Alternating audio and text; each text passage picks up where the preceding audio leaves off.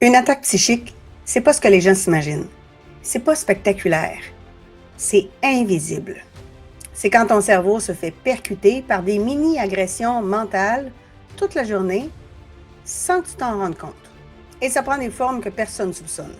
La plus courante, tu te sens calme, tranquille, et soudain, il y a une pensée qui s'impose, une pensée intrusive, une pensée sur quelqu'un qui a porté un jugement, une critique qui te revient en mémoire, une phrase qu'on t'a dite, un commentaire qui résonne un peu trop fort à l'intérieur de toi, une émotion qui n'est pas vraiment la tienne. Ton cerveau capte, analyse et rumine.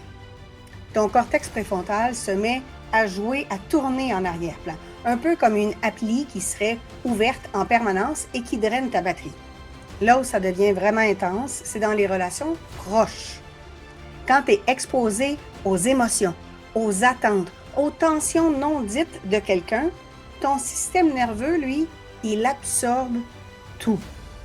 Tu anticipes, tu ajustes, tu filtres, tu encaisses sans t'en rendre compte.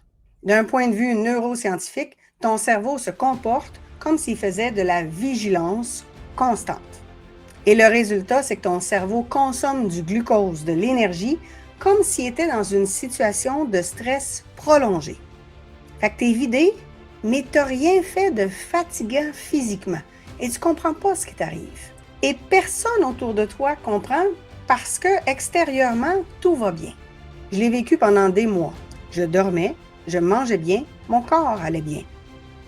Mais je me réveillais épuisée parce que mon cerveau, lui, avait pas coupé certains liens.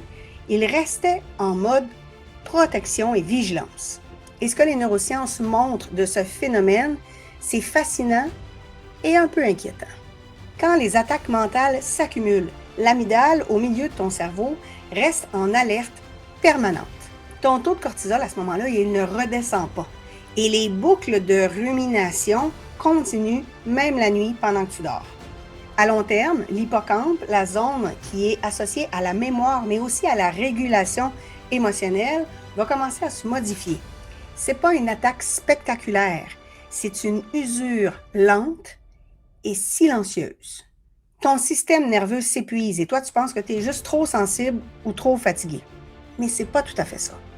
La bonne nouvelle, c'est qu'on peut apprendre à repérer les attaques psychiques et distinguer ce qui t'appartient de ce que tu absorbes et surtout désactiver volontairement les boucles mentales. Et quand tu fais ça, tu récupères une clarté mentale que tu avais oubliée, un silence intérieur, une énergie stable. Si ça t'intéresse, je ferai une vidéo sur les 3 techniques de protection et de décharge psychique qui ont littéralement changé mon quotidien. On se retrouve bientôt.